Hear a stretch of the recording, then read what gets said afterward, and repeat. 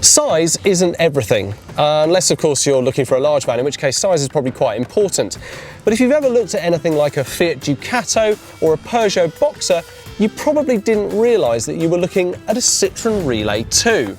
And it is enormous, designed from the ground up to carry large loads incredibly long distances. It is a true workhorse, and its running costs are among the lowest in the category, something Citroen is very proud of.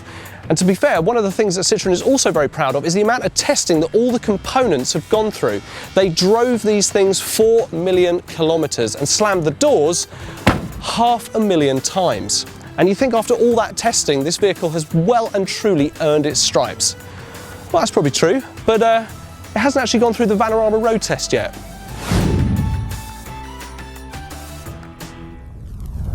Let's start at the front of the van, and you've no doubt noticed this big and imposing Citroen badge. There's no doubt you're driving a Citroen Relay. It sits on top of this hard-wearing, rough and tough honeycomb style grille. And being rough and tough and durable is what the Citroen Relay is all about. For example, this whole front section is broken up into different panels. Why? If you damage one of them, you're only going to have to replace that panel, not pull the whole front off of it and replace all of it like you do with some modern vans, which is a real shame. Check out these headlights. They start at a point and they finish at a point right up here. They sweep all the way around the side of the vehicle and makes it look really futuristic. This huge windscreen, I mean, the visibility from inside is fantastic, and coupled with a really high driving position means that you can see for miles. One final point just on the outside at the front, that aerial, yeah, okay, it's not a shark fin like you see on more modern vans, but if that takes a clonk with a tree, it'll just spring back into shape. So let's get inside this thing and take a look at the cabin.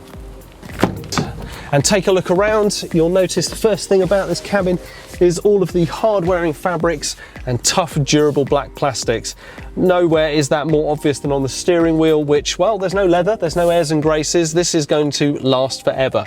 There are some controls on the steering wheel, but they do look a little bit basic. But again, I say, this is a workhorse van. It's designed to be used really easily. Have a look through the steering wheel and you'll see that all of your dials are hard dials. There's no software, no flashing lights, apart from in the middle of the dashboard here, a computer screen that shows you data such as your fuel consumption, how far you've driven. There's a trip computer in there as well, and various other things that you can get to grips with. The gear stick is to the left of the steering wheel and it's dash mounted, which is actually a lot more convenient than if you had a great big gear stalk coming out through the bottom of the floor. It means you've got a lot more leg room, which means there's going to be no awkward knee fondling moments, you know, with your mate sitting in the middle here. The gear stick's stuck in neutral at the moment and it's very nice. It's a very good movement. I've driven it a few times and it does feel very nice to drive. You don't feel out of control with this gear stick. The radio is, well, it's a radio, but it does have Bluetooth and you can hook your phone up. You can also use your phone as a sound source and play your music through there as well. Track down, there is some great storage under here, which actually offers you a little bit more connectivity, because inside this lockable compartment is a USB port. You can also fit a laptop or something like an iPad, which is really convenient because there's no sat nav in here. Flip up your integrated clipboard, turn on your tablet, slot it in there, absolutely perfect. There's also some other storage down here. There's another glove box, a small one. Your mate can use that, he can put whatever he wants in there. There's another cubby hole here, another one up here, and just under here, there's a little flip top, which is great. If you've got something precious that you want to hide in your secret compartment, that's absolutely fine. Track down onto the floor underneath this passenger seat right here is a toolbox. That'll be really useful if you do happen to get a flat or anything like that. And while we're down there, it gives us a great look at the hard wearing floor. This tough rubber matting is going to make sure that the inside of the vehicle stays nice and pristine, even if it is being worked really hard. And at the end of a lease, damage is something that's checked. If it's above fair wear and tear, there might be charges, but we are not thinking about the end of a lease right now. We're thinking about the start. And there is no better place to start than going for a drive.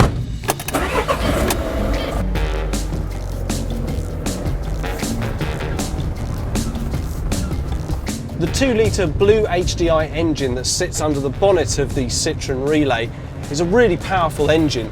Previous models used a 2.2-litre engine, which, while larger in terms of literage, wasn't actually more powerful than this one. And it's absolutely fine for pulling the weight that it has. I don't feel like I'm waiting for power. I don't feel like when I put my foot on the accelerator, I'm waiting for the engine to respond. In fact, what I do feel is almost instantaneous response from the engine. Even in 6th gear, I can put my foot down on the accelerator and I get almost an immediate burst of speed. It's really good. And going around a steep roundabout like this, one of the first things that I really notice is that unlike quite a lot of large vans, while I am having to take it a little bit slowly, it's got an incredibly good turning circle. I was able to take that with maybe 1 or 2 turns of the wheel. Back again, it was a very, very slick maneuver. I didn't feel any panic or any moment of trying to oversteer or understeer to get myself back to straight. For such a large van, that's very surprising. Aside from things like the height, the width of the load space, and other things that make the Citroen Relay really stand out from its competition, I have to say visibility is one of the best things about this vehicle, absolutely hands down. Like I said earlier, the massive windscreen allows you this almost uninterrupted view of everything up ahead of you. I can see for absolute miles. Even the chase car in front of me is keeping just that little bit of distance, but because of the excellent visibility, even right to the front of the nose, I don't feel like I'm in any danger of getting too close to anything, and even if I was, I'd know how much distance I had. So I've been pulling into some pretty tight spaces while I've been test driving this vehicle, and I've never once worried about whether I was going to nudge anything or buckle something, because I can just see where I am at all times. Miles per gallon on the 130 PS 2-litre blue HDI engine that's in this particular Citroen Relay, they hover around 45 miles per gallon. And that's really good. And I gotta say, real world, I'm averaging around 42 to 45, which is pretty good going for a van of this size. And people will always say, oh, it's a big van, so it's not gonna be that much fun to drive. But to be quite honest with you, I'm having fun, I'm enjoying it. I've got the window cracked, there's sun out, I can see for miles. It's a really nice van to drive. Basic interior aside, it is absolutely superb. Don't know if you heard that, but I just clonked the top of the roof on some low-hanging branch. But I have to say, considering the amount of storage in the back, I guess that's just the price you pay for this much space in the back of a van. And speaking of storage, the Citroen Relay has one of the best loading bays in its class. If you open up the back doors to their full 180 degrees, you'll see what I mean. At its widest point, this loading bay is 1.8 meters wide. Between the wheel arches, it's 1.4 meters wide, which, as you can see, is absolutely fine, even if you slide a Euro pallet in on its longest side. And this is 3 meters long. The L3H3 version's loading bay will fit 3 of these Euro pallets in a row, but if you track with me round to the side sliding door, this door is 1.2 meters wide, which means if you wanted to, you could slide a Euro pallet in from this side as well. Now, I need to get in here and show you the rest of this loading bay, so you're gonna have to shift. So, we're in the back and I can see lashing points all over the floors and all over the walls, which means if there's any awkward loads that need carrying, you've got plenty of options to secure them down with. When it comes to payloads, the L3H3 version is capable of carrying 1,500 kilograms, but the ones up in the higher levels of this range are capable of carrying 1,995 kilograms, which is pretty much class leading. But speaking of class leading, the Citroen Relay wins when it comes to height. At the H3 height, 2.1 meters. Now that is 30 millimeters more than the VW Crafter or the Mercedes-Benz Sprinter. And while we're speaking about the competition, let's take a look at some of the other large vans available in the sector right now. First up, the Peugeot Boxer. It's as established as the Relay and, well, that's pretty much because it's exactly the same van. Good, if not very similar performance. Next up, Fiat Ducato.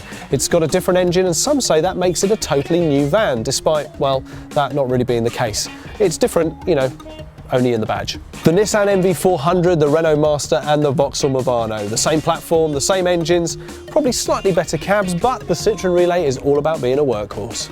The VW Crafter. Well, payload isn't as big and neither is its fuel economy, but it's incredibly user-friendly and gets rave reviews for just that. The Ford Transit. While there is a new one on the way, the current model is a bestseller for a reason. Just don't mention the slightly lower payload. And finally, the Mercedes-Benz Sprinter. It's always sparring with the Ford Transit for the top spot and is absolutely packed with tech and luxury. On big vans, you always pay a premium for the best performance, except with the Citroen Relay, which is often available to lease at excellent and competitive monthly rental prices. So how do we sum this all up? Well, the cabin may be just a little bit basic, but it's built for work. It's durable. And from the front to the back, it's built like an absolute tank. But am I going to have to pay for that durability, you're probably asking yourself? Well, no. The Citroen Relay is a great van available at great prices.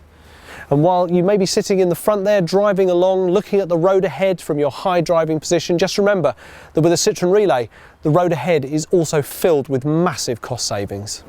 If you like this video, don't forget to like it and subscribe to the channel for more content just like this.